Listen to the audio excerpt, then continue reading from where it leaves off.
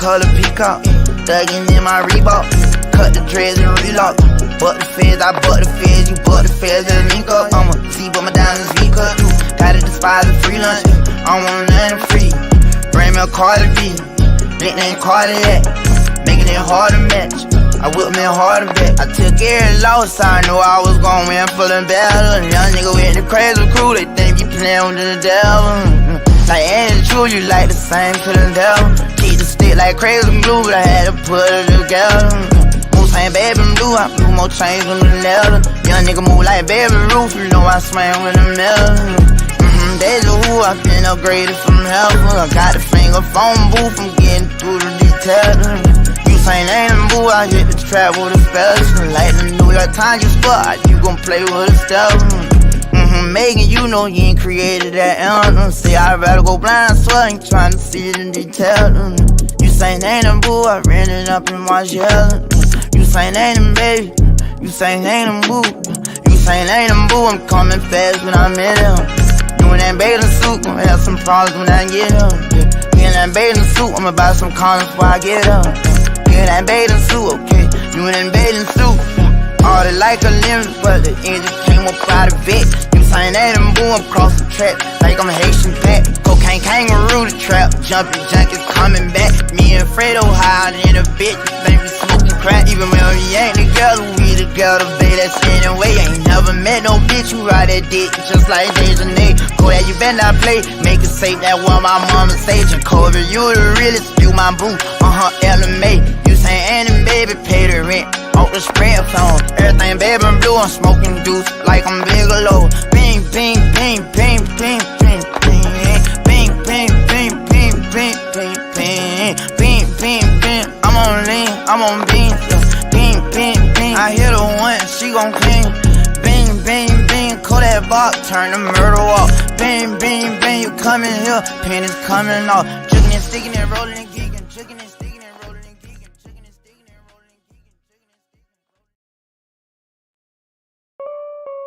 Sometimes I get sad, sometimes I get sad. I've had it up to here. I cannot face my fears another day.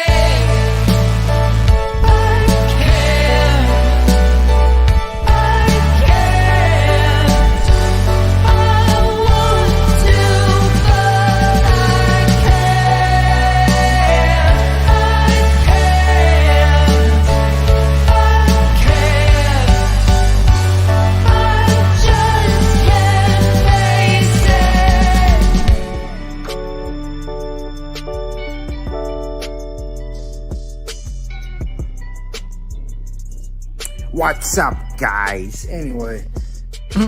What's up, guys? How are we doing this evening? We're back here for another episode of the Machete Bowl. What's up, Adam? How are you? What's up, Serene? How are you? What's up, Victor? What's up, everyone I didn't say hi to? You don't like my Zoomer memes in the beginning? What's up, Chili? How are you? What's up, Dimples? How are you? So, we're here to watch part 2 of the Lorne story because I really didn't have anything else I wanted to show tonight. So, yeah, that's the meat of today's show. We're gonna watch The Legend of Cawd, or The Legacy of Cawd, part 2, the Lord Armstrong story, where we left him off last time. I think it was a week and a half ago. He had several relationships that were horrible with women who may or may not have been of legal age. And he was just about to roll into the To Catch a Predator house, where his life would take a drastic change for good.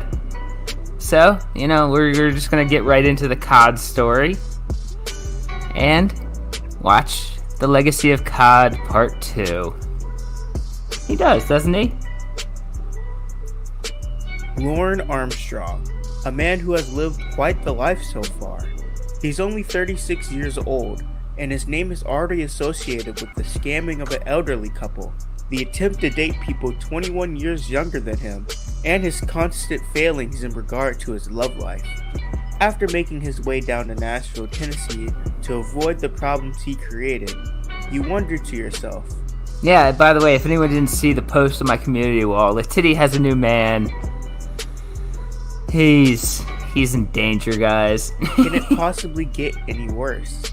To figure this out, we're going to have to go back 3 years and discuss the man and the crew that would make a large name for themselves in mainstream culture. Yeah. If you are in As there the gonna be music, Maine I'll turn my area, music off. the state of Maine, never, ever, ever, ever, ever hire this man to do any work for you. And to tell you why it bothers me is because of fucking Amanda James.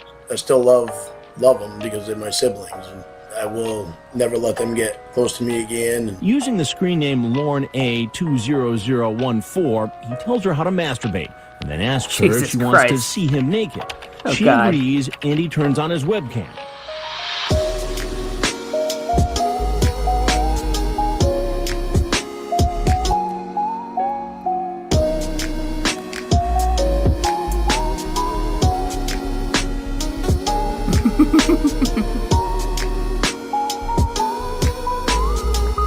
This is such a good video, too.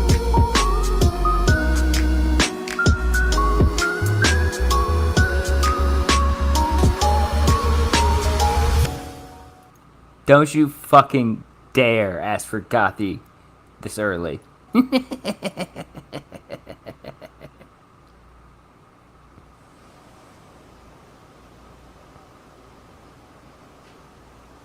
Oh, if there's not gonna be music, I can turn mine on. What's going on here?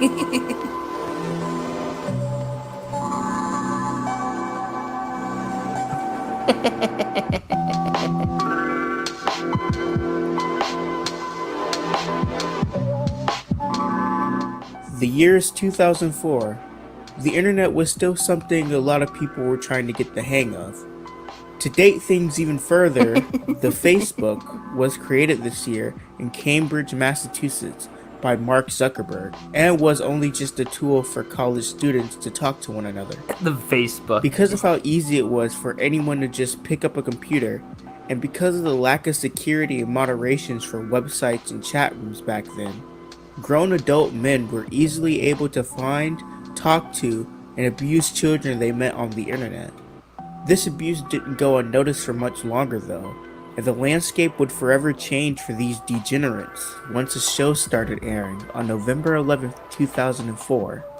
This show was called To Catch a Predator, and it involved conducting undercover sting operations with a watchdog group called Perverted Justice to highlight and imprison pedophiles and child predators.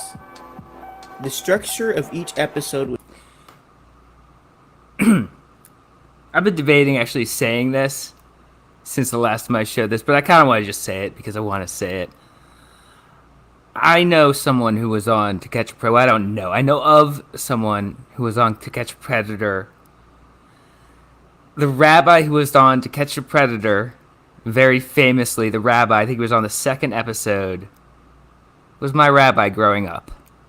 So To Catch a Predator has a special meaning to me. Yeah. It's fairly straightforward. Perverted Justice, an organization Yeah, who conducts little bit. sting operations to lure in child predators online, did what they've been doing since their creation in 2002. They created decoys, people that act like children but are actually full adults, to lure in men who wanted to chat and even have sex with them. Do you like having sex with 14-year-old girls? They could be your next-door neighbors. Do you like 14-year-old girls like that? Average guys You told Cindy you wanted her to shower and shave before you got here. with Jesus tastes Christ. that are anything but. You wanted Cindy, the 13-year-old, waiting for you naked when you walked really in? is. And It with really plenty is. of excuses, as you'll find in a minute. Sam, who you looking for? I'm not really sure. You came for Dee Dee, didn't you? No. And in a few hours, we managed to find a handful of Atlanta area men looking to have sex with 13 or 14-year-old girls. So how'd we do it? Through the website pervertedjustice.com, a controversial vigilante cyber patrol made up entirely of volunteers posing in online chat rooms as underage girls and boys, just waiting for men like Ricky. Do you wish you hadn't done all this now? Said decoys would engage in usually long conversation with the target, spanning over several days and months. Instead of doing what they usually do, which is just post the predator's conversation and notify their family members, employers, Yeah, and neighbors of their it's online true. activities, It's true. Beretta Justice decoys were told to intentionally create meetups with the individual they've been talking to. The target, still believing that the person they've been talking to is still a child, agrees to the proposal and attempts to meet up with their alleged child. This is where the second half of the show, Dateline NBC, comes in. Dateline NBC is a television show that usually revolves around true crime stories. They had recently teamed up with Perverted Justice in order to properly conduct sting operations and help create the show we're discussing at this moment. We rent a house. Our people wire it with hidden cameras and microphones. Volunteers from the online watchdog group Perverted Justice act as decoys, go into chat rooms with a profile that includes a picture that's unmistakably underage, and they sit and wait. And the next thing you know, the guy is knocking on our door, trying to have a sexual liaison. Yeah, that's the guy. That's the guy. That's the fucking rabbi. That motherfucker. With a 12, 13, or 14-year-old boy or girl. The house that the individual was supposed to arrive at wasn't a normal house anymore. This house was filled to the brim with hidden cameras and recording software, all provided by Dateline NBC. But of course, the target doesn't know that. They still think that they're meeting the child they've been talking to. More than a few sexual predators believe there's a minor waiting alone in this house, but they're in for a big surprise. We've got our hidden cameras rolling. So stick around and wait to see who knocks on our door. The target walks up to the decoy house, expecting the child to answer the door, and an actor who plays the role of a child greets the predator. The actor lures in the predator and asks them to take a seat. I was just watching some TV. Come sit down. Once they finally sit down and got comfortable, a very tall and intimidating man named Chris Hansen, who is the charming host of the show, would walk into the room and start questioning the person about their intentions. How old are you? 22. 22. And how old was the girl you were chatting with? The girl said she was 13 and 14. 13 and 14. And you thought that it would be okay, come over here and visit a young girl home alone? I wanted to think it was okay, but not this. Chris Hansen is an American television journalist, and he didn't come unprepared.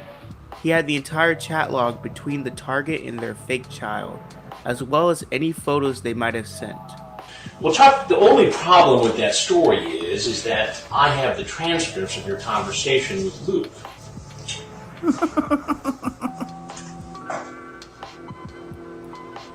You're missing some R's.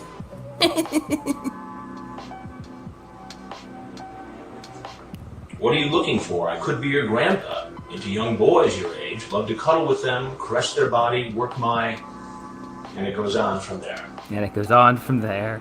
God, I've seen Once all they these were done episodes speaking too to much. Chris, he would reveal to the men that this entire thing was a sting operation. I know all these and fucking that they'll guys. be exposed as I don't know them. I don't know predator to them. national TV. I know them from the We're show. doing a story on computer predators.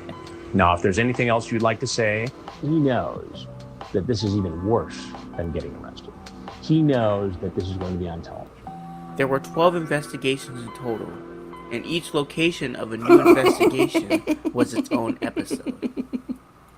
The first They touched my heart. two investigations, conducted in Bethpage, Long Island, and Fairfax County, Virginia, didn't involve the cops. 18 men. Yeah, the one in Fairfax did involve the cops. That's where the rabbi was caught and he wasn't arrested then. Showed up in the first episode, and 19 appeared in the second one. Because There of he the is. lack of law enforcement, none of these men were arrested immediately, and not all of them had charges pressed on them. When it came to arrest, the Riverside, California sting was compared to none, having caught 51 men in the span of 3 days. This, and every subsequent episode following, also involved law enforcement, so these predators aren't getting off so easily anymore. The fourth sting, Greenville, Ohio, was a test to see if child predators were also in small towns as they were in big cities. Yeah, they're everywhere. 17 men were arrested in this sting. 24 men would later be arrested at the next sting in Fort Myers, Florida. God, so many The Forts fucking in Georgia pedos. sting would expose 20 more men, and a great number of them had relations to the U.S. military due to its location. The 7th episode, Petaluma, California, saw and caught 29 men that day. This episode, for whatever reason, is regularly taken down from YouTube due to copyright infringement, more times compared to the other episodes. Huh. Weird. Episode 8, taking place in Long Beach, California, Why would that be? will be very significant to the area around it. 38 men were God, arrested they're all in the creeps. sting, but they received less stricter sentences That guy worked at Nickelodeon. Fucking than creeps. the men previously on the show. That was because the judge was more sympathetic to the people caught. Whether you agree with his assessment or not, this caused That guy looks like Tibbs. Don't you think? Kind of looks like fucking Tibbs. against adults targeting children. That guy's name was I don't even know if I could say that on YouTube. Can I R-word you anally? Terrible. Online to be strengthened in California. Murphy, Texas, the next location of the show, that guy's would memeable also too. be eventful. I'm out of my mind. For the wrong reasons. You know, all these fucking Protests people were watch held these in front of the episodes too Sting much. House by local citizens because they believed that the show would attract more predators to their town instead of keeping them away. They were broken up quickly, and the show continued as normal that guy's until the mean arrest too. of Louis Conrad. Louis Conrad was an assistant district attorney Yeah, that was yeah, going that guy. to be featured on the show because of his chat with an It's funny how he looks a lot like Tibbs. I don't know if that's a coincidence or that guy on screen. That's the dude who, yeah. kid. Jesus. Instead of baiting him out to a sting house, though, they decided to arrest Louis at his own house. Once the SWAT team approached Louis's house, he would then take his own life. Yeah. The first and only person to do so on the show. This one event would eventually lead to the cancellation of the show, as a lawsuit was placed on Dateline Yeah, these NBC fucking for its guys. handling of the event in 2007. What's even more tragic, though, They is that do, the don't 25 they? men that were apprehended in the sting had all of their charges dropped because of the incident, meaning no arrests were made. 3 months, News8 has been reporting on questions about the TV show To Catch a Predator and its sting in Murphy, Texas. Now NBC is being sued for $105 million for its role in the show. News8's Byron Mickey Harris Mouse has Predator. our story tonight. Love him. This was the final It's just a question. That fucking guy. sting in NBC's Murphy episode of To Catch a Predator. As Murphy and Terrell police entered this house with an erroneous search warrant, the man inside, an alleged internet sexual predator, killed himself.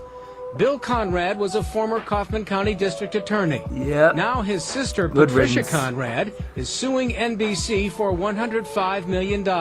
And fuck her. Just admit your brother was a piece of shit. Don't sue the state and try to make everyone else at fault for him being a piece of shit. The entertainment industry What's up, cannot Jack? How are act you? as police, judge, jury, executioner. No, he chose to do that because he couldn't handle his own actions. These fucking people trying to... He was a good boy. He didn't do anything wrong. No, he's a piece of shit. That's why he was on the show. And for a corporation like NBC, ratings and money matter. Despite the absolute mess that was episode 9 of the show, 3 more episodes were made after that one. Episode 10, the Flagler Beach, Florida sting, caught 21 men, most of which drove long distances to see their child. Ocean County, New Jersey was the next sting and episode in the series. 28 men were arrested, one of which drove 6 hours to the sting house, which is the Wow. longest anyone has driven on the That certainly is a story. That's something else. show. This is also the first episode featuring a decoy actress named Fuck you, Casey adhesive. Monroe. Trust me, you're going to be hearing that name a lot, so commit it to memory. Episode 12 was Bowling Green, Kentucky. This episode was the final one in the To Catch a Predator series. Oh, that was and the although one. 29 men were caught in the entire 4-day sting, only 7 were caught in Bowling Green, Kentucky for the show. Because of how little predators Wow, there were, that's they all crazy. got large amounts of screen time compared to the other predators on previous Yeah, that's episodes, crazy. which made for some very memorable quotes. Despite ending abruptly due to the suicide of Lewis, the show was very successful and incredibly entertaining. Many criticisms were slung at the now cancelled show, like how a lot of the cases could be considered entrapment, or law enforcement making a person commit a crime they wouldn't normally do on their own. I don't believe any of it was entrapment at all. Fucking Cyrax's defense. Another criticism is that the show has been said to make news instead of reporting news, as they blur the line between being NBC the news organization versus an agency of law enforcement. Of course, while looking at all of the criticism, you can't ignore the overwhelming good that the show has brought.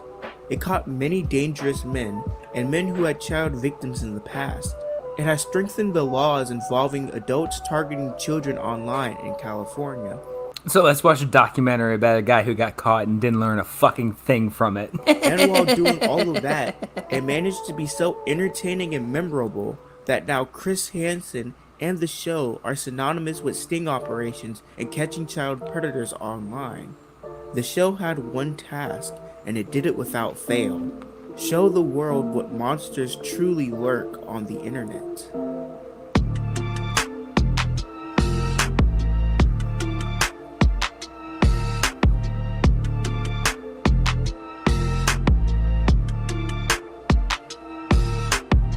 We're going to show you just how dangerous it can be to let your child surf the web alone. How easily can it happen? We found out in a Dateline hidden camera investigation. We want to warn you, some of what you're about to see and hear tonight. I don't believe any women ever showed up. Not that they showed on camera. I think there was at least one guy who supposedly had a girlfriend who was in on it. She was gonna bring the girl back to his house. I don't know. But no, I don't believe any women were actually caught on the show. Is explicit. Here's Chris Hansen. Are these chat rooms really that creepy? Enter a group called Perverted Justice. You thought it was a good idea to come visit a 13-year-old girl for what reason? Just to hang out.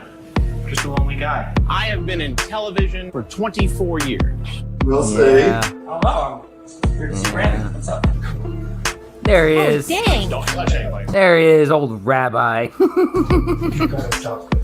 I just came to get something to eat. He was here to have a date with a 13-year-old. Absolutely curiosity that got me, father's son. The show is so fucking memeable. If NBC wasn't so striky with people showing it, I would just show To Catch a Predator every night. Father's son. Cuddling and caress. He had walked, he had gotten on a bus. Yeah, I think that was like one of the one guys that walked in and got away with not getting charged with anything because they couldn't prove he knew anything. But I think that guy knew exactly what he was walking into. He had walked some more. I had a feeling this was what was going on, honestly. Why did you bring the condoms? Because it was dumb. You gonna give any to the 15? Oh, no. It's a question. The internet and real life are two different things. Mickey Mouse. Chocolate chip's my favorite. Double cheeseburgers. Oh my god, all these fucking guys. Got 2 words for NBC role playing. Dude's name was Jeff Sockel. Chat room, There's a potential of fulfilling this fantasy I have. Actually, I want you to come here. Looks like you brought enough stuff to move in. Why don't you have a seat right over there, please? Would you have a seat right over there, please? It has been more than 2 years now since we first began our series of reports investigating online sex predators. 5 different states, 129 men exposed. Once again, even men who have seen our reports show up at the door. We should let you know that some of what you will see and hear is... I love that fucking guy who spills his drink too. He's a fucking surgeon and he's clumsy. explicit. Here's Chris Hansen. Worker responds, This is punk, bro. Yeah. Please leave me alone. Do not message me. What does she keep doing? She keeps messaging me. What's wrong? Yeah, that guy was caught twice. The guy went to the McDonald's the next day to meet him. He's like, oh, just get some food. I mean, fucking idiot. All these people are fucking stupid as shit. How old are you? I'm old. My best friend's mom is dying of cancer. Love to suck, play with and lick nipples and lick and you. Where is that in the Bible? online, Wiles uses the screen name. Yeah, the naked guy. Safraz Khan. Well, one of the naked guys. That's all I do want to talk to you on the phone. Tennis Boy, this is Slave to Mistresses. I'm Chris Hansen with Dateline NBC. Why do you think I'm just as stunned as you are, Hat? Oh, you're stunned because you got caught. And here's the surprise. Oh my god, all these guys. I'm not a driver at night. What about visiting a boy who's home alone? Does that make The chicken salad guy. You can put that in the fridge. The guy who passed out. Oh my god, just infinitely fucking memeable. Every last one of these, I wish I could just watch To Catch a Predator on my streams and nothing else. In a few minutes, our next potential predator will probably be thinking he too should have stayed away. Okay, his name is Lorne, L-O-R. Yeah, he was with the guy. He was like, he was an expat from the Middle East, and he liked to be used as a toilet and wear a dog collar. All these guys, I know, I've seen these episodes too much. I have like an encyclopedic knowledge of every fucking last one of these people. You're Kayla. He's 37-year-old Lorne Armstrong, a construction worker. He's been chatting with a girl posing as a 13-year-old for more than a month. It's one of the longest chat logs we've There's our main character, Lorne. What we're all here to watch. Old Lorne. Date with Destiny, yeah. Yeah, that would be a good title for it.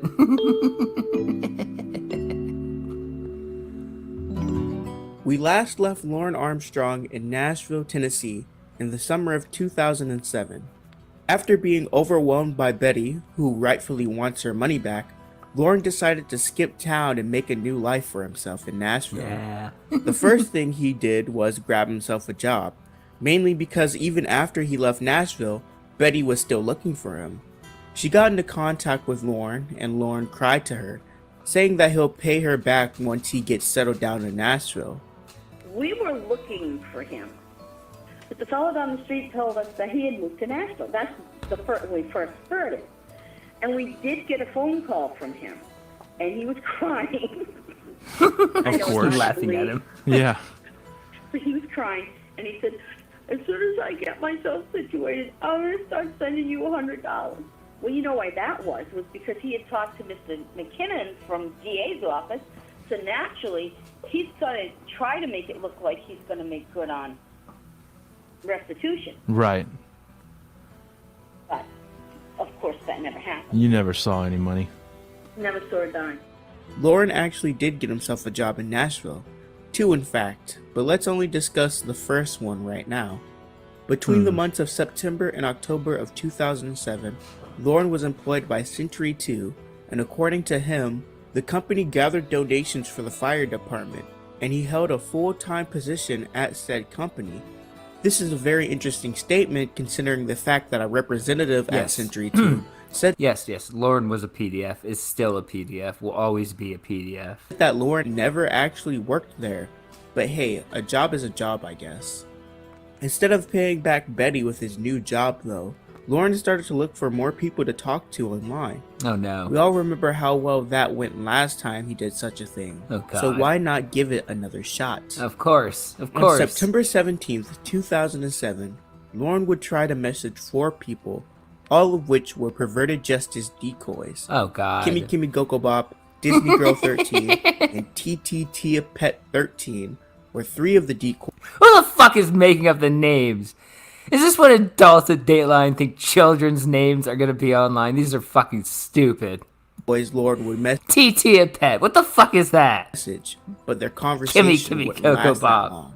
The 4th decoy Lord messaged, Kayla Princess 94, also known as Kayla, would that's just so obviously bait. Jesus Christ. Be the one that he attached to and started talking to on a daily basis. Yeah, I know, right? Now let's do a little bit of analyzing to see what Lorne got up to in these chat logs. On September 17th, 2007 at 9:22 p.m., Lorne sent the first message to Kayla under the username LorneA20014. He then proceeded to mention his nieces, talk about his dogs, and tell Kayla to not talk to weirdos on the internet who want to look for her. Oh my god, such a predator move. Oh, there's some weirdos online. I'm cool, but you gotta worry about these other guys. They're gonna do weird stuff to you. An hour and 22 minutes later, at 10:44 p.m., Lorne had already mentioned to Kayla that she might have a crush on him, and asked how many guys she's kissed. Oh my god, like moving like Cyrax speed too. Jesus Christ. Minutes from that, Lorne starts describing how people have sex, So, in short, it took Lorne an hour and 54 minutes to start talking sexually to a 13-year-old girl.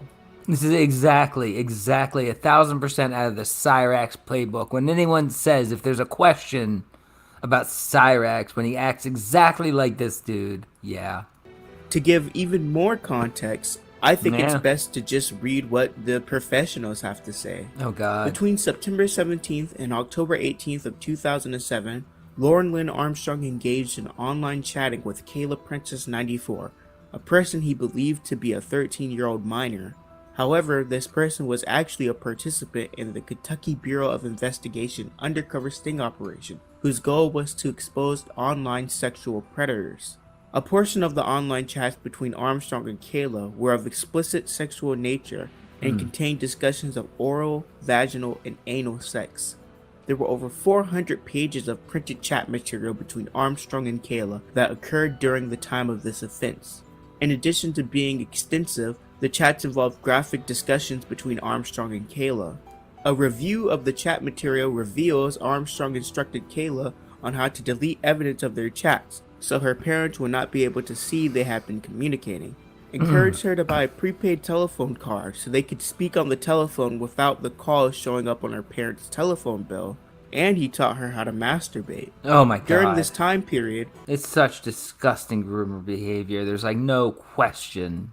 Armstrong, in addition to chatting, transmitted several nude images of himself to Kayla using a webcam. Oh God. These images included... Again, this is exactly the type of shit that Cyrax does 20 years later. Him just walking around naked, as well as very close screenshots of his genitals. In his chats, Armstrong would no Snickers bars though. ask Kayla if she would like to touch him and explain how she can cause white stuff to come out of him. Armstrong additionally cautioned Kayla about giving out his information in her chats and told her there were people on the internet who were not nice and or did not have good intentions. That's such a grooming tactic to be like, there's bad people out there, but don't worry, I have your best interests in mind. That's why I'm telling you about the bad people online. You are one of the bad people. Quite disgusting stuff, but remember, this is all a sting operation. Kayla is completely fake, and the goal is to catch the predator. Which, by the way, what woman has ever said, hey, I want a closer picture of that penis. It'll look better if it's really close to the camera. Jesus. So Lorne and Kayla planned on meeting at her house, giving the excuse that Kayla's parents were luckily out of town. October 18th, 2000. In hindsight, it seems so clear what's going on, but he's stupid. 7 was the date they planned, which also happened to be Lorne's birthday, which is even better. So Lorne took a shower, brought a bracelet for... He must have thought he was so fucking lucky. Kayla, brought some condoms for sex like we talked about in the chat, and drove from Nashville, Tennessee, all the way to Bowling Green, Kentucky, where Kayla was located. Once arriving at the house after an hour and a half of driving, Lorne spoke to who he thought was Kayla, but was instead an actress named Casey Monroe, who has been paid to pretend she is Kayla. Lorne walked in, sat down, really took his time to feel out his environment and talk to Kayla. I thought you had blonde hair. I love that when it's like the girl doesn't even look like the girl he's talking to. He's like, I thought you had different color hair. And weren't you 6 foot? And weren't you Asian? This looks nothing like we were talking about. Oh, well, what's going on with you? Do you like it? I dyed it myself. I think it's pretty. Thank you. It's very pretty. Did you bring any condoms? Yes, I did. Where are they? Out in the truck. Well, what good are they going to do in the truck if we're in here? Well, yell at me, why don't you? This is so cringy knowing he's talking to a decoy and he thinks he's talking to a girl he's actually going to sleep with very soon. It's just makes your skin crawl. Are you nervous? A little bit. Yeah, no, A little bit, not as bad as you thought you would be. I like seeing you in person. Yeah, I like seeing you too. After Lorne and Kayla's back and forth, the host, Chris Hansen, revealed himself Play and the started line. asking Play the Lorne line. questions pertaining to why he came so long to talk to a little girl. You're a pretty prolific chatter there. You want to explain yourself? Not really. I never really was going to do anything. You weren't really going to do anything. No. Oh, yeah, I believe that. So you brought condoms. What else did you bring? Oh, Lord. I brought her a bracelet. And she is how old? Supposed to be 13. And how old are you? 37. Oh, you are in a pickle, aren't you, Lorne? Getting married, she's 13. Yeah, right? I meant when she was 18. You were going to marry her when she turned 18. What do you think ought to happen? Oh, it's so I think I should disgusting. go to counseling to get off the internet. I gotta do some things I can't do that. Oh, yeah, cry. That's going to get After you out their of it. discussion, Chris told Lorne that this entire thing was a sting operation and that he'll be on national TV. There's something I got to tell you. I'm Chris Hansen with Dateline NBC, and we're doing a story on Lorne, God. ashamed of what he had become, quickly left the room, only to be greeted by the cold, They played the line, guys. hard ground and arrested soon after. Down! Get down! On the ground! Hands behind your back. Put your hands behind your back. Yeah. It's too bad. It's too bad that NBC is so striky. I wish we could have just watched the whole segment there, but I think they definitely would have strike this stream and that guy's documentary about it if he had showed the entire interview. Breaking rocks out here on a chain gun. This is bad taste. Breaking rocks, I'm serving my time. Yeah, they do. Breaking rocks out here on a chain gun. 'Cause the crowd convicted me of crime. Hold it steady right there while I hit it. Oh, prison. Prison would not be good to Lorne. Lorne was incarcerated on the same night he was arrested, and he didn't make bail. Housed at Warren County Jail, he was charged with traveling in interstate commerce to engage in illicit sexual conduct. Damn. Didn't even make bail. I mean, that sucks. I mean, he's a piece of shit, obviously. Fuck him. But, left his house that night thinking he was going to have a great night on his birthday, and then he doesn't even get to go back home, probably ever. He took a plea bargain to lessen his charges, as he was facing up to 30 years for the intent to make child porn. Whew, 30 The reason years. the court could have gotten him on this was because in his truck, the police found a camera. Oh, and in the shit. chat log, Lorne references the idea of taking photos. Oh, Lorne pleaded guilty to damn. the charges on March 31st, 2000. You see, don't be a sicko. Even one little stupid comment that you thought was like a fun thing to do with an underage girl. Oh, that's 20 more years, dumb fuck. 2008 was sentenced to 60 months for his federal I did not know charge that. on June 30th, I did not know that. 2008, and then sentenced to 7 years for his state charge on August Damn. 18th, 2008. Damn. He first was housed at the Luther Luckett Correctional Complex in Kentucky for his He state is sentence, disgusting. He is very but was disgusting. given parole and was able to not serve all 7 years of Yeah. his sentence. He did, however, have to serve out his federal sentence and was transferred to Fort Dix in New Jersey to serve another 15 months of prison time in 2011. The reason it was only 15 months, however, was because he served his federal sentence Hey, Moshe, how are concurrently you? with his state sentence. With all that taken into account, Lorne spent the next 5 years, 2 weeks, and 5 days behind bars.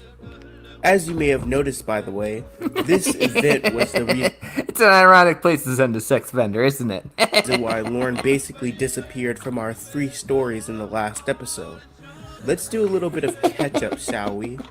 December 28th, 2007 was when the episode of To Catch a Predator featuring Lorne would air on national TV. The fellow inmates in Lorne's jail saw the broadcast. Damn, I didn't even think about that.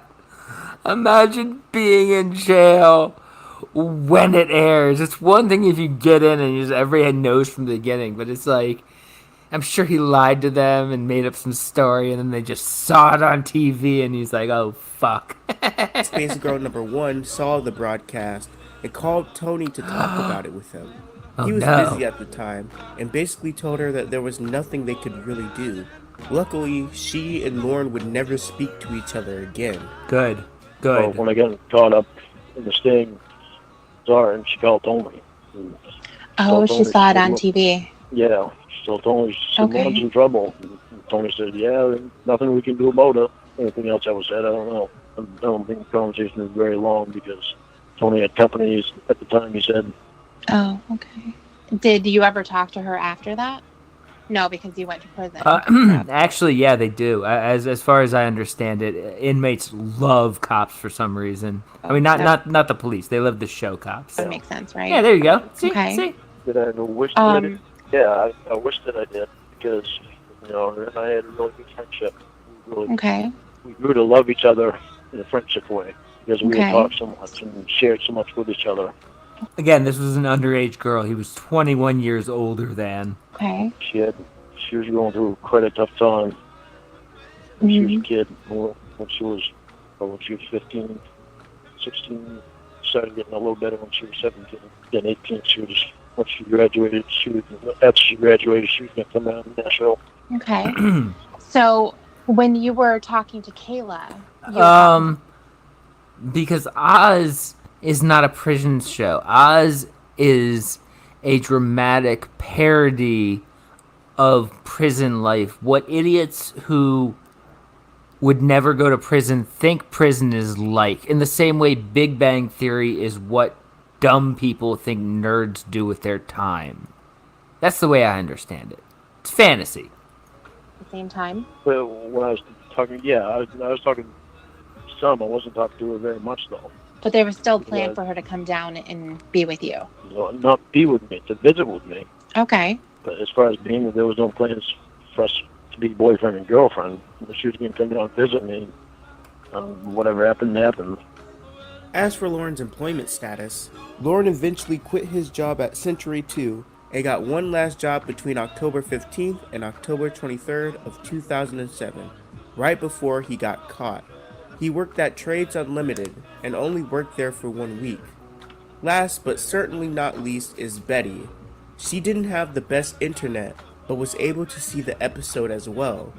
I'll let her tell you what happened next. Oh, so after all that went down, the bit about him on the show, and now you know where he's at, and he's in jail, and you guys wrote him a letter. Betty's never getting that money. That right? And the letter had content which stated, you really caused us a lot of problems. A whole lot of problems. When he was back in Maine, she paid him a bunch of money to do a job that he either didn't do or did like a half-assed job and then skipped town and refused to pay her back. And that's why she's been trying, like, a lot of money, like thousands of dollars. And she's kind of like, she was doing that to help him, I believe. And then he skipped town and screwed her over. So she's kind of been like a little thorn in his ass trying to find him his entire life. Well done. Because, so the letter, the content said, you have caused us a world of grief. And I did add into the letter, Lorne, Yep. you decided you weren't going to pay us back. Oh, yeah. No, she's never going to get the money. But she's going to be a thorn in his side for his life. Betty is persistent. She's never going to just drop it. What happened? Mm-hmm. Karma got you. Mm-hmm. Karma got you. And he wrote back, and his letter said, Eric and Betty. Yeah, it was a just lot to of let money. you know, yeah, I got your letter. Mm. That was it. Unbelievable. And haven't heard from him since. Lorne's rampage had finally stopped, and he was finally behind bars. For now.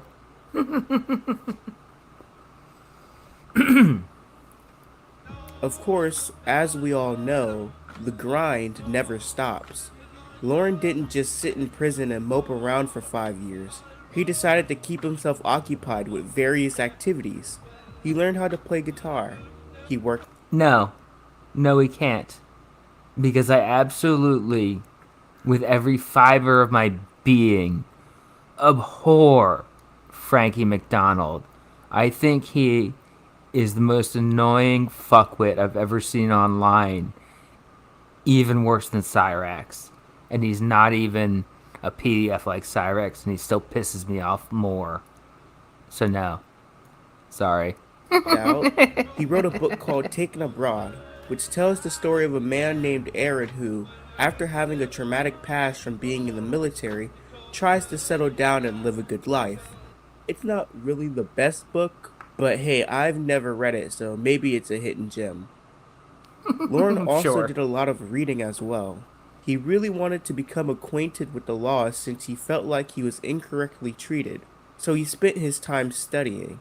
Finally, Lorne decided to log his experiences in prison via his prison journal. And this is where things get very interesting. Ooh, because this is when reality starts to shift, and the events that took place prior to Lorne's arrest starts to be rewritten. The moment where it just isn't a sting operation, and it isn't just a chat log, but a scheme propped up by a broken system. I got banned off of Reddit like 8 years ago for talking shit to Frankie McDonald. I fucking hate that guy.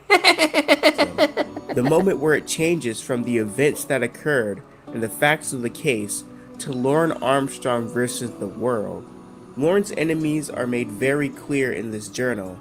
Dateline NBC and Perverted Justice have taken advantage of him, and he didn't take too kindly to that. Oh, he wasn't poor Lorne. victimizing other people. He himself was the victim. Of and course. that's what's so fascinating.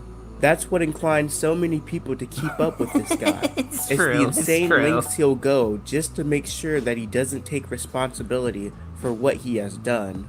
The lies he created to make sure he remains somewhat virtuous when in fact he's the lowest of the low. An attempt to reveal the corrupt system he was screwed over by. Because admitting you're the monster is ego crushing, so they have to spin it in their head that they're just a poor little victim, while ignoring the people he himself had screwed over.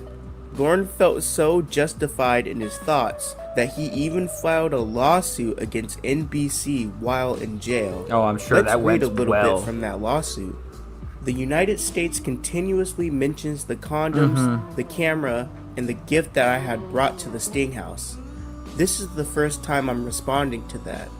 The condoms were in my It would have been a good idea to respond to that at your trial, moron. truck because I used to go to karaoke bars in Nashville a lot because my dream was to make it in country music. I would be ignorant to not have condoms when going to bars. The camera was in my truck because I tried to pawn it at 3 different pawn shops in Nashville, Tennessee on Nolensville Pike. None of them would take it because of the duct tape on the back that was there to hold the cover in place. I had told the federal investigator that was initially working on my case with my first federal lawyer, but he never bothered to do any investigating. Because it doesn't matter, because you said in your messages that you wanted to take pictures of her. You showed up at a child's house and you had condoms in your car. Whatever story you make up to why you had that doesn't matter. Even when the United States threatened me that they would add attempted production of child pornography, which adds up to 30 years if I didn't accept the plea agreement that was offered. Which is their right based on the evidence. It's not coercion when they're threatening you with consequences from your own actions, moron. As for the gift, excuse my language to the court, Yeah. but the gift was crap. They, meaning NBC and their employees Perverted Justice, had asked me to bring a gift. Wait, so the necklace or bracelet or whatever the fuck doesn't count because it was cheap. No, it just means that you're really cheap when you're trying to bang a child. What an idiot. Jesus Christ. The United States also states in a roundabout way that my mental state of mind was fine. If my mental state of mind was fine, then I would never have given away 3 truckloads of tools and sold my house for $8,000 after having over $60,000 into it and moved away where I had no family to finally, at the age of 36, pursue my childhood dream. You ran away from owing that woman $30,000. That's why you ran away. I also never would have been diagnosed with depression a short time after being in jail. God. My original lawyer would have known about that had he ever bothered to check. Even after I told him about that, the jail psychiatrist put me on Prozac for depression. This little section I just read, by the way, is part of a letter that Lorne sent. No, I don't have super chat. I'm not monetized. This is a free show, guys. Just enjoy the free show. In 2015 to continue fighting in his lawsuit. So even after being in prison for 5 years, Lorne still has the mindset that he was the victim in all of this. Poor guy. He was set up all along, he'll keep saying. The whole system is corrupt, he'll tell you. He did all of this just to run away from the crime he committed and from the undeniable truth. I had no intention of ever being anything to this girl except for someone who warned her about the dangers of the internet and then leave her alone. Perverted Justice kept talking and found that I was vulnerable because of the things I'd been going through, so they played on that and got me to talk sexual to the girl and talked me into coming to Bowling Green, Kentucky to her house after I told them no several different times. Perverted Justice had used guilt trips and anything they could to get me to Why are they using a woman's voice for this? They really shouldn't have. finally come to this house in Bowling Green, Kentucky. They'd even sent me 11 or 12 pictures that weren't even of the same girl. Yeah, Lorne is I ridiculous. couldn't see it at the time, even though it was very plain to see that the pictures were of different girls. The only thing that I was able to see was that someone was giving me attention that had to do with me. Someone that you thought was 13 years old, Lorne. But they kept on him until he gave Yeah. in. Yeah. Chris Hansen says that they simply afford people the opportunity. That's nothing but a load of cow manure coming from a mouth that gets paid to lie. What they do is they find people that are vulnerable and talk them into committing crime so that they can make a television show and bring in a paycheck. I've received 60 months from the feds for a sentence at 85% and 7 years from the state of Kentucky for a sentence at 20%. I now have to register as a sex offender for life with the feds and be on Because you are. supervised release for at least 2 years after my 60 months of incarceration. Yeah, poor baby. And for the state, I have to register as a sex offender for 20 years after my release and be on probation Only 20 years. That you should be lucky that it's not for life. for 5 years. As far as me getting 60 months for a sentence from the feds, that's nothing but a crack too. I told my federal appointed defender's investigator that the pawn shop I was in to pawn the camera had video cameras, and that could prove that I was in the pawn shop with the camera. The guy just shrugged it off without trying. I figured with a defense team like that, I would be safer to plead guilty and take the 60-month offer rather than take my chances at losing 15 years of my life because of the poor defender I had and the disgusting accusation from the prosecution. I am in no means rejecting responsibility on my part. It sure fucking sounds like you are. It sure sounds like you're trying to say that you're a little victim and you didn't do anything wrong and you have an explanation for fucking everything when you're just a piece of shit. I allowed myself to be talked into attempting to do this. There you go. There you go. I allowed myself to be talked into doing it. Fuck off. Disgusting crime that should actually be considered entrapment. Entrapment, Cyrax. What I'm saying is that if MSNBC Dateline is going to do such a show as this, then they and their affiliates, Perverted Justice, need to be sure that they're catching actual predators, not taking advantage of someone's mental or emotional state of mind and talking them into doing something they wouldn't normally do simply to help their ratings for a television show and to help put money in their pockets. If someone is an actual predator, they'll be out there looking for it. They won't have to be talked into doing this crime. What's even worse... That's literally describing yourself. You weren't talked into it. You found a girl and you talked yourself into it. Is that the United States government would allow a major television network to do such a thing and not have rules and regulations set up for such a thing. I like seeing justice done too, but I like seeing honest justice, not paycheck and ratings justice.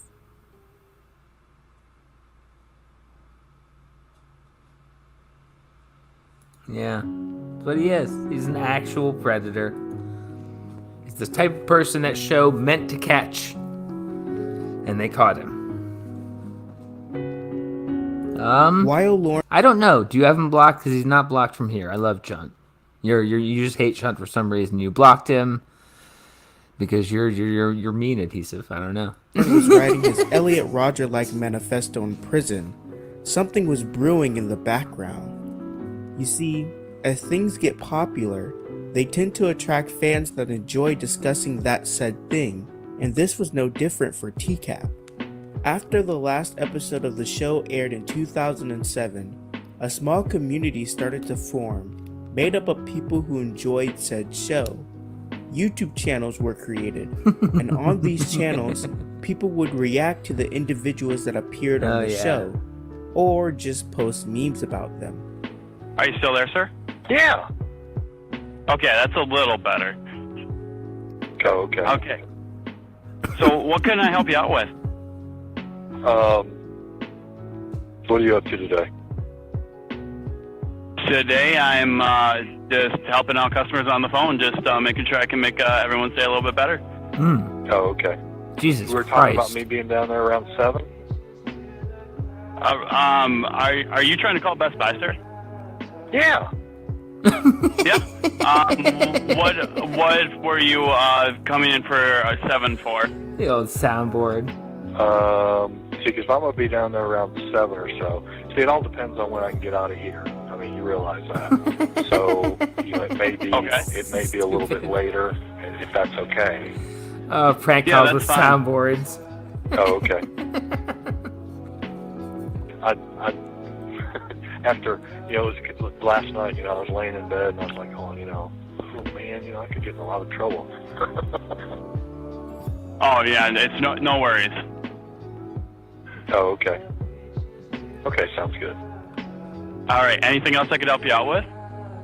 No. All right. Well, you have a good one. All right. Bye-bye. Bye. So stupid. Lorne, being one of these predators, got a pretty decent amount of attention from this new TCAP community because of how pathetic he looked in his encounter with Chris Hansen, as well as his over 400-page chat log. This little TCAP community grew larger and larger as the years went by, and the discussion of Lorne started to pique many people's interest, especially since Lorne was scheduled to be released from jail in 2012. Don't worry, we'll cover that in a bit, but let's stick with this community for a little longer. After Lorne's release, the increase of Lorne followers grew insanely larger, to the point where people now dedicated full YouTube channels just for talking about Lorne. This is where we start to follow a man named Bay Shaman, a person who Bay Shaman. I forgot he came from the TCAP community. Started making content in early 2015. Jesus. His content mainly focused on many different predators on TCAP, giving commentary over certain episodes and reading the predators' chat logs. One day, Bay Shaman stumbled upon the Church of Cawd, an incredibly small group of people who were only talking about Lorne, and did said talking mainly in comment sections on Does he not stream anymore? What happened to him? Videos. Becoming interested with this group, Bay Shaman joined them. Fast forward a couple of years, boom! I find To Catch a Predator shit all over YouTube. I watched Rascal's Lorne video. I completely remembered Lorne from the Bowling Green investigation. I then watched Sam Pendleton's video. I loved her first, and I was inspired to make one just like it. I uploaded it in 2012, deleted it in 2014. Why didn't I keep it up? I'm an idiot. And what is a severe strike? What does that even mean? What does a severe strike mean? in March of 2015, I saw John Pedersen commenting on Sam's video, talking with Judas Priest and Lance Top. John mentions the Church of Cawd. I ask if I can join, and they accept me. There were only a couple of people at this time. He just can't even stream? Damn, what did he even do? God damn. Who were in on it, and it was really more of a little inside joke between them. Unbeknownst to the small group, Bay Shaman would take this idea and completely blow it up. Then, I fucked it all up when I started making shit like this. We already sleep on the fucking floor. I'm Reverend Shaman. You must spread the word of my son, Lord Armstrong. Bay Shaman started making videos about Lorne and ran this Church of Cawd idea to the point where it became almost like a real religion. Members were coming in left and right, commenting and discussing Lorne in the comment sections on Bay Shaman's videos. Others started gearing their content towards Lorne, and soon the comment section couldn't contain this religion. They expanded to a Facebook page, properly titled The Church of Cawd. Terminology started to form from this group to properly describe them. I love young The people Cyrax. who made content on Lorne were now called Holy Lornographers. Lorne's 400-page chat log with Kayla was now called the Holy Lornography. Even the name, the Church of Cawd, is a parody of the Church of God, but reworked to fit Lorne's heavy New England accent. Of course, it was all completely jokes and laughs, and they weren't actually praising a sex offender like a god. The people did find Lorne quite interesting. He stood out from the crowd of weirdos, and for obvious reasons. A religion based upon a pedophile. It sounds completely crazy, but it worked. And it worked really well. It worked. Popes, priests. I would say work is a very loose term there. Reverence, and at the top of it all, only one true Cawd. Oh my god. Well, my name's Based Shaman. I'm a YouTuber. I make videos. I used to focus specifically on Lorne Armstrong, but over time I've sort of expanded, and I make fun of a lot of different guys who got caught on the show called To Catch a Predator. I make all kinds of crazy videos about them, and yeah, that's basically what they know me for. That's what I do every day for fun. Dude, I started watching when I was in high school. What kind of loser does this every day just for fun? I was about 16 or 17, and that's when my parents showed it to me. They're like, you gotta see this, look at this, and they showed me. They're like, look at these guys. They're like, don't ever be in this situation. And I was like, all right, I won't. And how did I get into Lorne? Well, you know, years later, I was watching it on YouTube, and next thing you know, I see this video with Lorne on it. And I remembered who he was from the show, but I never knew his name or anything. And then I really got into him, and I was like, this is fascinating. He's crying. He's his heart broken. And that's how I got into making the videos about Lorne. He's just a sad tale of a deranged guy. Yeah, he is. Yeah, I know, right? If only, guys.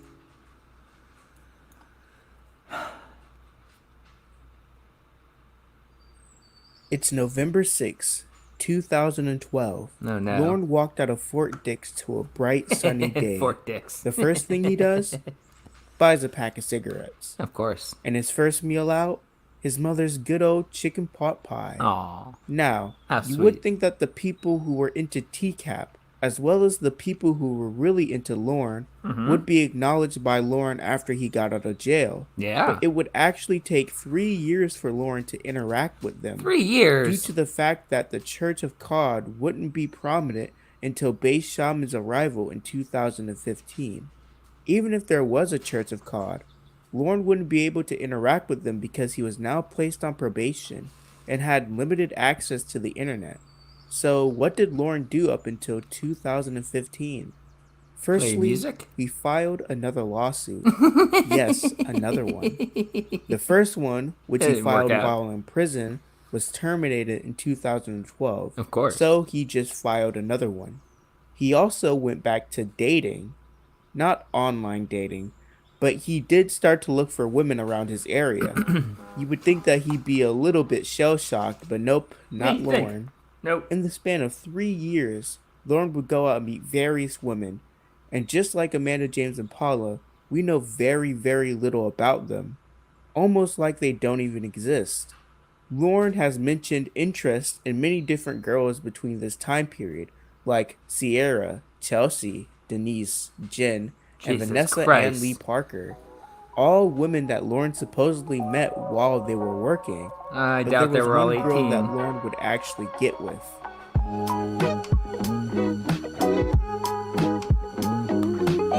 And a little bit of Vanessa, too. Oh, Nikki. A very short but sweet saga.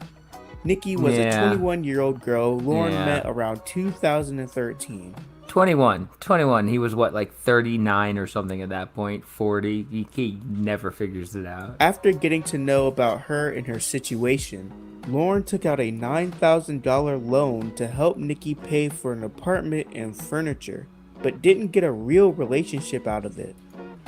And that's all I have for that one. One of them I spoke to recently. Is Lorne Armstrong a virgin? I don't know. It's looking pretty likely. Her recollection of events with Lorne was much different than what Lorne said. What Lorne had said was that this girl scammed him. That this girl had a couple of kids and needed to get out of her living situation because she lived near a bunch of drug addicts and they were going to take her kids away. So he gave her money to get a new apartment. This guy sounds like Cyrax. Now, he says he never had a physical relationship with her. He said they dated, but they never had a physical relationship. And he said that she came over for a barbecue at his mother's house and met his mother, and he gave her $10,000. Jesus and Christ. that she scammed him. So anyway, we talked to this girl that he supposedly had a relationship with. She was 21 at the time, and he was 41 or 42. Jesus Christ. So he was twice her age, and they met in a bar. Yeah. And well, she no, says, it's not going to be Cyrax, because Cyrax won't ever have money, but yeah, it's same idea. that she immediately told him that she had a fiance and wanted nothing to do with him. And he became a stalker and would call her work. He gave her $10,000, and she goes, I have a fiance, don't call me again. And asked people that knew her questions about her. And finally, her boyfriend had to set him straight, and she had to get a restraining order. She also says that another woman that she knew went through the same situation, where this woman was sitting outside of a gas station. I think she worked in a convenience store with a gas station. She was sitting out there smoking a cigarette, and Lorne came over and said hi, and she said hi back, and immediately that woman became Lorne's girlfriend. Before we move on, I think it would be nice to read a report describing a situation involving Nikki. Examined Lorne's cell phone, discovered 38 phone calls made to the entity entitled Mom in his address book. These 38 calls occurred between 2:30 p.m. and 9 o'clock p.m. this date, the date being September 15th, 2015. Multiple unanswered text messages also discovered, approximately 6 unanswered to. At least one of these text messages was accusatory in nature, stating something to the effect of, I know you have the ringer off so whoever you are with doesn't hear it. Many of the texts contained profanity. Lorne reported that Mom in was Nikki, the same woman which he was previously involved with and who subsequently filed a harassment complaint against him. A further review of other text messages revealed that there have been what appears to be consensual communication between the two. However, the number of texts that Lorne sent vastly outnumbered the number received in both quantity and content. Lorne reported that he and Nikki are now dating, but they had not kissed yet, or become sexual. I inquired as to if Nikki was aware of this relationship status, did not receive a definitive answer. Lorne was apparently upset because it isn't like her to not respond like this, and that is why he had called 38 times. Lorne stated he had heard of a fatal traffic accident in Bar Harbor, and that it was a black car, and that he believed Nikki knew someone with a black car. Lorne acknowledged that he also knew several people with black cars, and that it was very likely that most people know several people with black cars. Lorne also acknowledged that it would be highly unusual for Nikki to have taken a day dip to Bar Harbor midweek without any prior planning. At this point, Lorne became quite upset, raising his voice and expressing his feelings of resentment that he has to explain his relationships to anyone. Lorne also continued to voice his opposition to the sex offender registry requirement. Lorne and I walked through his status on supervision and the requirements and duties of my job. Lorne then began his well-rehearsed tirade against NBC, Chris Hansen, and perverted justice. It seems to have Lorne acknowledge his culpability and his conduct were not successful, but I was able to de-escalate him to an appropriate level. Lorne and I discussed further what his ideals of healthy and respectful relationships look like, which led to him revisiting his family issues and the ways he has been wronged by family members. Lorne also provided me with a copy of Chapter 1 of his latest book, which appears to be a manifesto ranting against the justice system. This tells us a massive amount about Lorne in this situation. Firstly, we now know that Nikki is actually real. When Lorne discusses his previous relationships, it could be believed that he is either omitting things on purpose or just making it all up due to how vague the stories are. We know that Nikki is not only real, but they barely had a relationship. We know that Lorne is overly obsessive, to the point where he now has a restraining order placed on him. And most importantly, We know that Lorne is upset about his probation and that he still holds a grudge against the people who jailed him. And then there was Vanessa. Then there was Vanessa. Vanessa was 21 or 22. I think she was 22 when I met her.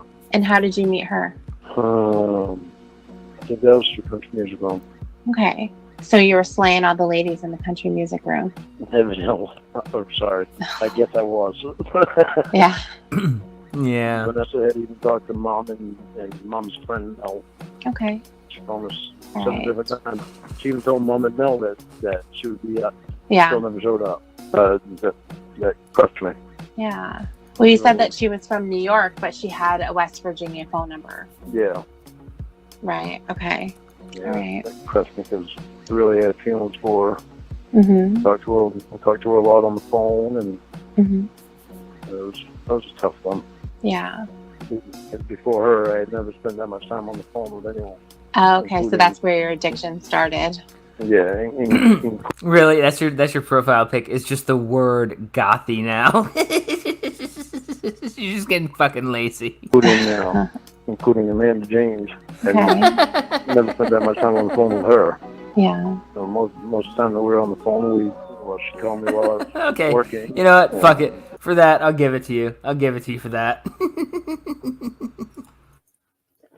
Or what? Everyone farts. Everyone shits. Oh my god! If you were so fucking juvenile, I'd be like, you burning. I heard it.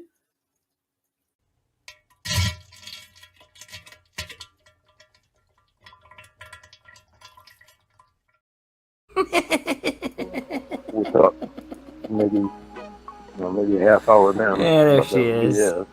The rest of the time was on Instant Messenger. Okay. Yeah. All right. So with Vanessa, that kind of sparked your interest in talking on the phone all the time. Yeah, I guess it did. Okay. Did you ever ask her why she never decided to meet you, or did she just disappear? No, I asked her why. I don't remember what her reason was. Was it because she had a tiger to feed? Yeah, it must have been. Yeah. That's crazy. Yeah, it's fucked up.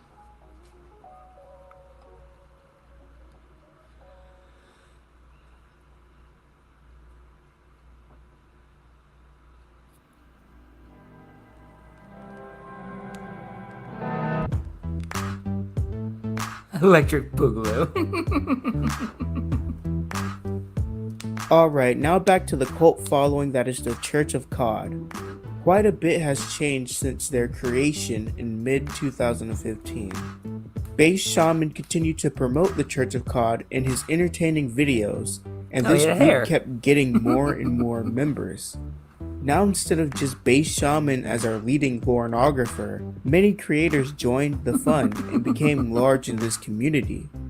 Nathaniel Trevor and Ember Inferno are the two we'll be focusing on though, as they paved the path for the future of this community. Nathaniel Trevor was someone who would make your typical Lorne analysis videos. Yo, what's up YouTube? Welcome to my new video, 10 Reasons to be Afraid of Lorne. You won't believe number 7. Number 10, he's alive. As long as he's alive, he can rape a kid. Number 9, he's still breathing, and thus he can live. Number 8, he has a job, so now he has money to chat on people. Number 7, he has a car. Well, I'm not sure if he has one, but it's the middle part of the article, and nobody's gonna listen to the video that long. Number 6, he still has fingers, so he can still type on the computer. Number 6, he still has a dick. I don't know why. We didn't castrate him. Number 4, he still has dolls. And that's not a good thing with pedophile. Number 3, he still lives in the same dimension as us. We should have banned it, in another dimension with our demon. Like we should have sent him back to hell, but we didn't. Number 2, and now we go to the finally. Why should we be afraid of Lorne? Because Lorne, he doesn't regret what he did. Yeah, that's a good one. That's horrible. Lorne is a predator. Number 1, I have 5 seconds less. He's Armstrong. Have a good night, and that's a minute. Just under a minute, so I hope you're at.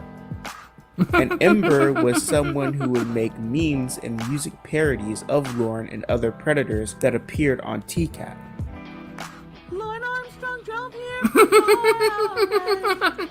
meet a girl named Kayla. But something about him made me say, Casey, you know you like your dicks a little bit short. I should also mention that Betty, or Durango Mango online, also joined in on the online antics. Oh my god. Let's do some catching up Betty with her. joined in. Around December of 2011, Betty's husband sadly passed away, and soon after, she found herself interacting with the Church of Cawd community as they were very welcoming. In October of 2015, she released the Book of Durango, which is a book detailing the events of Lorne's big scam on her. And on March 10th, 2016, she had her legendary interview with Pope Pendleton that really shined a light on everything. Conversations. Today we are visiting with our dear friend Betty, better known to many of us as Durango Mango. Ah, Betty. I wish there were a happier story to tell about how we've come to know her and her association with Lorne, but the reality is that she, like many others, was a victim of Lorne's selfish, manipulative wrongdoing. So as we visit with her here today, I want every listener to keep that in mind. If you've ever questioned why people are so interested in keeping Lorne's legacy alive, this is why. And if you're listening to this because you have some potential dealings with Lorne and you want to know what kind of person he is or what kind of worker he is or what kind of businessman he is, we're going to answer that question today.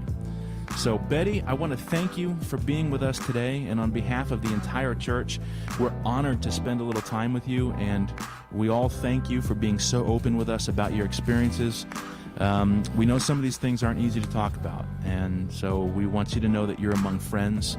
So let's start at the beginning. Why don't you tell us a little bit about yourself? Tell us about Betty. The community even got so big that Lorne was now aware of its presence. Well, kinda.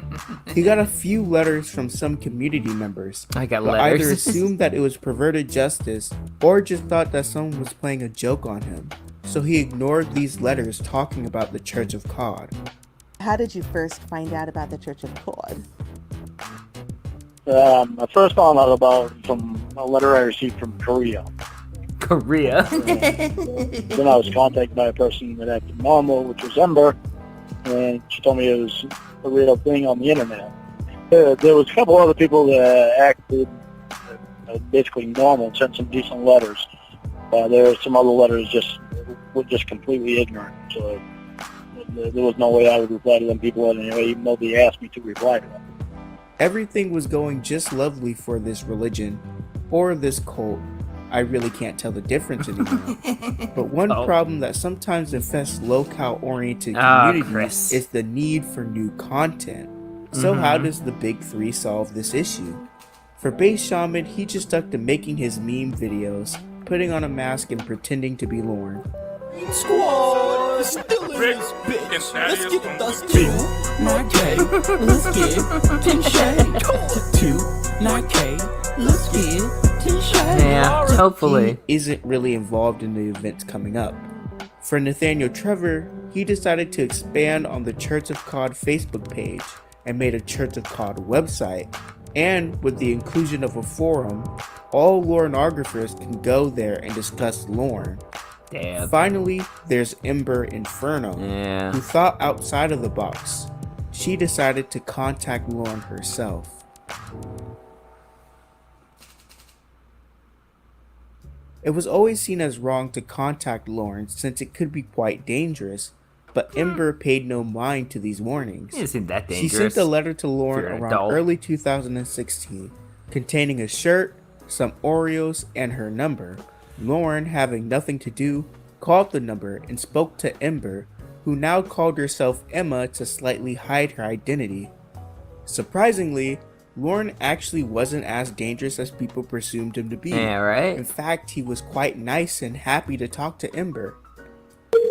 Yes, I believe it is. Hi. Yeah, I'm sorry. I hope you don't see this as a big imposition. Thank you so much for, giving me time. I don't see it as any position. Oh, okay. Yeah, he thinks he's gonna get lucky with this person. God damn. Just like Cyrax does. Good. I see it as very nice. Ember would then speak to Lorne on a number of occasions, gaining his trust by telling him that she's an advocate for him, that she believes that Lorne was screwed over, and that she wanted to help him in whatever problems he has. Lorne, of course, ate this up, He desperately needed someone to be on his side in his fight against NBC and perverted justice. Yeah. In the process of doing things, right now I'm concentrating more on getting the whole thing back in court. But and plus I'm trying to get through this sex offender treatment class and try to get off probation, but I can't get off probation until I get myself back in court. It's my pleasure. It's my pleasure to explain it to people that want to know about it, because the way that I've been put out there has ruined me a lot, and it's taken a lot for me to get back to where I am now. Yeah, you shouldn't even be back there. For me to keep fighting, it takes people like you to make me realize this is why I'm still fighting. Yeah. Yeah. Because there's things people don't know. Yeah, like a little cow. You fight for them. You fall for the people saying, "Oh, I'm on your side, you moron." Then if I want to die, people think this way about me. Plus, Ember is one of the most well-known creators in the community at the moment, so he now has a direct line to his cult. He can learn more about the people who obsess over him and can monitor any suspicious activity that might occur. We can literally see this in effect in the second call between Lorne and Ember, where Ember helps Lorne report a fake account of him on Facebook after crying like a child. The personal Facebook page that somebody made up, Lorne Armstrong. Yes. He said something about you said you could get that removed as fraud. No, that you can have it recorded. Do you know how to do it? Yeah, and I want you to do this, How- and I how want did him it- to do this. Let me tell you how. Hi, I reported it as fraud, Lorne. I told you about it. I didn't. That's not me. I wanted to talk to you. Either my stepmother hit the button or I did. I fucking wanted to talk to you. If you're looking on there and you can see it, Lorne, you can see Give that me a that's minute. not me. Give me a minute, okay? I'm trying not to break down. You gonna cry? You gonna cry? Someone made a Facebook page of me. I'm gonna cry. Jesus Christ. Right? Imagine being 40 years old and crying about a Facebook page. I gotta try to gather myself. Just Yeah, cry. please. Cry about it. After Lorne freaked out on Ember this one time, Ember one time. decided not to waste this golden opportunity and started to record the conversations she and Lorne would have. After recording these calls, Ember would then share them with Nathaniel, who then got drunk one day and gave the calls to someone else, who then released them out to the public soon after. Ember would also start streaming herself calling Lorne on YouTube, and re-uploads of said streams would appear after the fact. The community absolutely loved what they heard, and this started not only a legacy, but a drive for more Lorne content. You can start to see where Cyrax came from in all of this. People looking for something like this, but happening now. Alright, the next events are about to get a little bit wonky. Ember kept talking to Lorne, and this led to both Ember, Nathaniel, and other community members attempting to conduct several interviews with Lorne. One of these interviews was funded by donations. A bunch of community members would raise upwards to $5,000 for this interview to happen. Half of the money would go to Betty, and the other half would go to Lorne. This interview was canceled shortly after for various reasons, but Nathaniel refused to give back the donated money. Well, also, you shouldn't give a sex offender $5,000, not even for an interview. The interview... I guess these rules weren't clearly meshed out at that point in time. Ended up being resurrected by Ember, and Nathaniel was given no credit for helping. In that interview, by the way, Lorne addressed Betty, talked about his first experiences in Nashville, and his disdain towards perverted justice. So how did you feel about that? I mean, so I don't mean to cut you off, but you leave Maine with this, the deposit retainer, whatever you want to call it, from Betty, but you leave to start a new life in Nashville with that money. I mean, what's going through your head at that point? I felt like shit. No, Literally. No, you I literally felt like shit because I knew I had her money. But the only thing that I could think was, scammers always claim they care. They don't give a shit. If they gave a shit, they wouldn't scam people.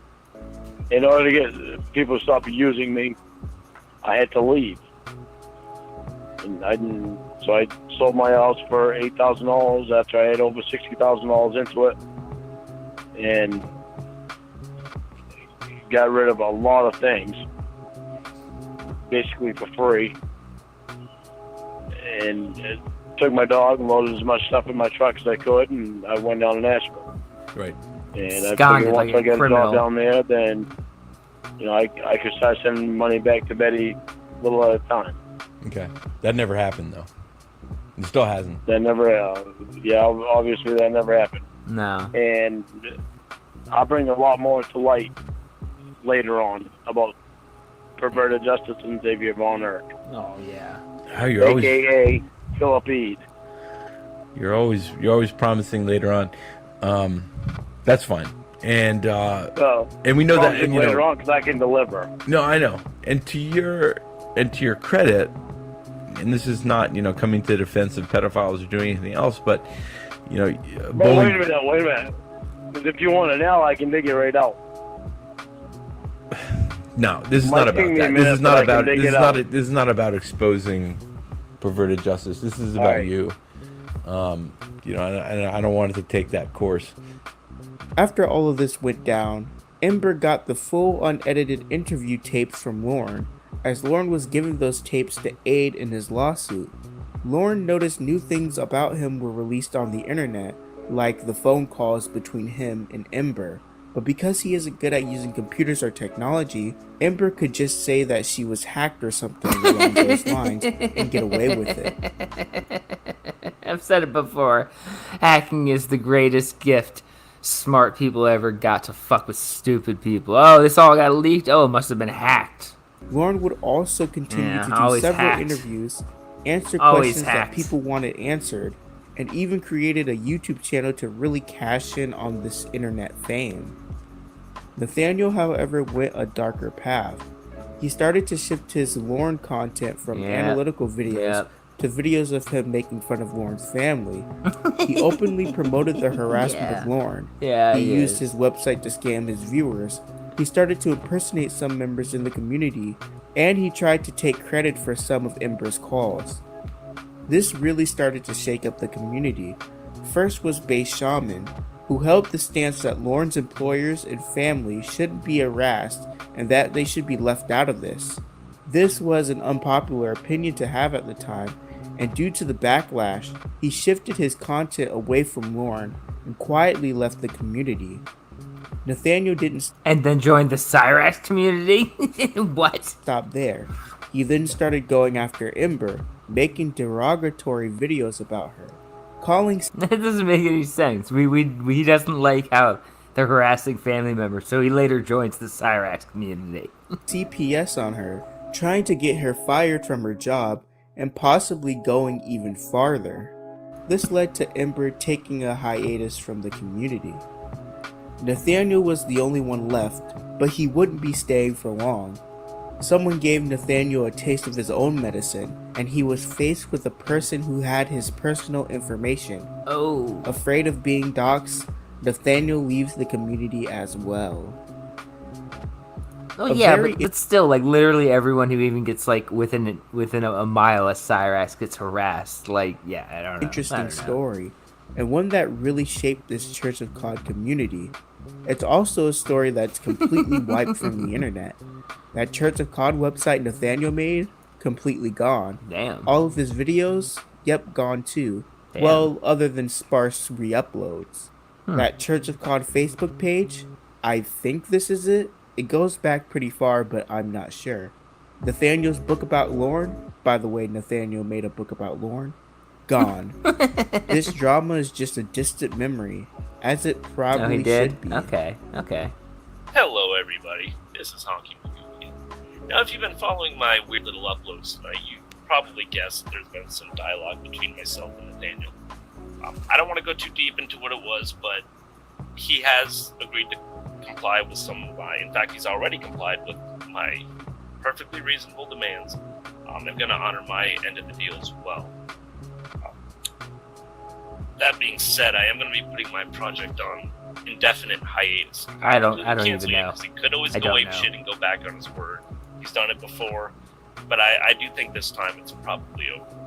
And I think it's in the best interest of everybody involved for me to not pursue this. I do have 2 other videos made. I was planning on making 2 more, but I think hopefully this can be the end of this. And that's really what I wanted. Was my whole goal here was I don't know who's sparking a lighter in the background, but that's not me. get enough leverage to make him stop, doing what he was doing. So, but I'm not going to get too much further into that. I'm just going to say that, I want to thank you guys for supporting me. I want to thank Lornography for being hilarious throughout the years here. But looks like with Lorne having lost his magic and with mine and Nathaniel's war here ending, it looks like I will be leaving the community for good. So if you don't hear from me again, that means Nathaniel's not being a dick and everything's cool. So thanks everyone for everything. And I will maybe talk to you guys in the future. Have a great night, everyone. Honky is out.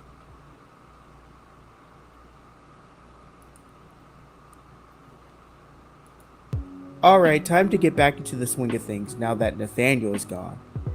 Things ran pretty smoothly after he left. Ember came out of hiatus and continued to catfish Lorne, record the calls, and started growing a team that would participate with catfishing Lorne by providing different voices for different characters. People started live streaming the calls, which just made the community grow even more. Yep, everything is going mighty well for this community. Oh, so this Jordan comedy guy came into this community and started acting inappropriate with a lot of people. Oh god. Oh, so Ember has had a history of doing some not okay stuff like false flagging and using her large status in the community to basically get her way. Alright. This Church of Cawd community has had some more dramas after Nathaniel's passing, and both of them have been covered in depth by your boy, Wes Most. So I'm not going to delve into them. Instead, I want to spend the rest of this video discussing the good that the community has done, since that isn't done enough. Of course, the first thing we have to talk about is the massive amount of money this community has raised. Let's start with Betty, who has been interacting even more with the community ever since her interview in 2016. Remember when I said that Ember never stopped catfishing Lorne? Well, the phone calls that Ember and Lorne had, as well as other characters that were brought in, were all kept inside of a folder called The Dump, which stored not only the Lorne calls, but voicemails, pictures, and much more. It was then Ember's idea to start charging $25 for access to this folder collection, and with the help of Clobbering Time, a well-known TCAP streamer who used his channel to collect donations for Betty, as well as advertise The Dump, the community was able to raise around $32,000 for Betty. Jesus. More money than Lorne owed her, and more money than he'll ever pay back. Yeah. Just as a warning, Winnie and I are going to be talking over this entire fucking thing, and we're probably going to be stopping it a whole lot. So, if you want to hear this call or any other calls in their entirety without us talking, in the description there is a link, not a link, but the information on the donations for Betty, because essentially what this is nothing more than a commercial for the fundraiser for Betty. There's hours upon hours of Lorne material available that you can get for just a donation to Betty. So, this is a good cause. We're trying to help Betty out right now. So, absolutely, this is all for Betty. That's right. Because we love her. Speaking of Clobbering Time, he has also held donations for the Center of Missing and Exploited Children and the Polaroids Project, as well as held donations with Your boy, Wes Most. while talking about Muse. These streams, as you can see, have been quite successful. Jeez. And what they, as well as this community, have done is quite the accomplishment. Good for them. Whether you like this little community or not, think it's a little bit weird, you must admit they do some pretty good stuff.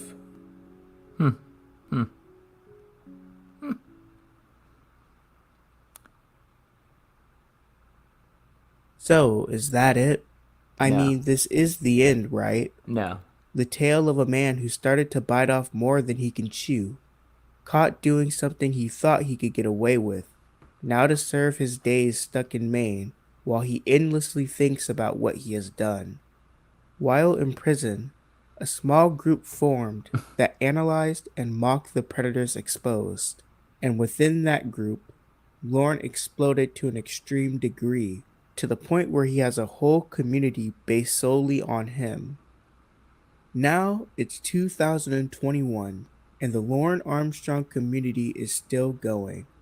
Although the name, the Church of Cawd, isn't used as much anymore, many people still make, stream, and discuss content revolving around Lorne. As the 14th anniversary of Lorne's arrest, as well as Lorne's 53rd birthday approaches, the community is in high spirits, ready to celebrate the big day. Of course, we both know that this isn't the end. In fact, for some people, this is only the beginning. There's still one question we haven't answered yet. A very big question. What happened in those phone calls? You know, those phone calls that Ember and Lorne started all so long ago, and those same phone calls that raised so much for Betty. Well, the answer is very complicated. But once Ember contacted Lorne in March of 2006, a new world was created. A world that revolves completely around Lorne, with characters who are more than just interesting, and events that don't even seem real. Jesus Christ. At first, it was just Lorne and Emma, but soon the roster of characters grew larger and larger. Jesus Christ. And the stories became crazier and crazier. Oh my God. So crazy that it becomes hard to follow. Who is who? Where are we? What year is it? Is there even a story here? Or is there just a collection of unrelated calls that don't lead into one another? So many questions, gone unanswered for so long. But it's finally time to complete the story. Stay tuned, because now a legacy is born.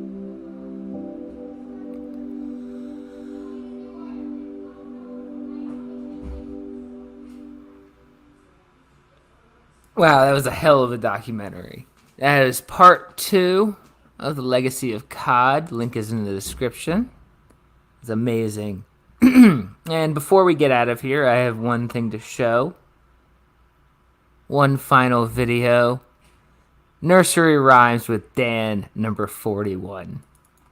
He's got a guitar. He doesn't know how to play a guitar. Down by the bay, where the watermelons grow, back to my home, I dare not go, or if I do, my mother would know say, how to play. Did you see a cockatoo who's dressing up in blue down by the bay? Did you see a baboon holding a balloon down by the bay? Where did you really see a goat standing in a boat down by the bay? Did you ever see a pig wearing a wig down by the bay, down by the bay? Where the watermelons grow, back to my home, I dare not go. He doesn't know how to play guitar. If I do, my mother would say, did you ever see llamas eating their pajamas down by the bay? He keeps going. Did you ever see a creature kissing the teacher down by the bay, down by the bay? Where the watermelons grow, back to my home, I dare not go. Or if I do, my mother would say, did you see our friend Michael riding a unicycle down by the bay? Keeps going. Keeps going. Did you see my friend Connie hanging out with Bugs Bunny down by the bay, down by the bay, where the watermelons grow? Back to my home, I dare not go, for if I do, my mother would say, did you ever see a chair rolling up a hill down by the bay? Nope. No. Did you ever see a guitar going shopping down by the... What is going on? Nope. I don't think it doesn't rhyme. What is he doing? So, did you ever had a time when you couldn't make it rhyme down by the bay? Yay!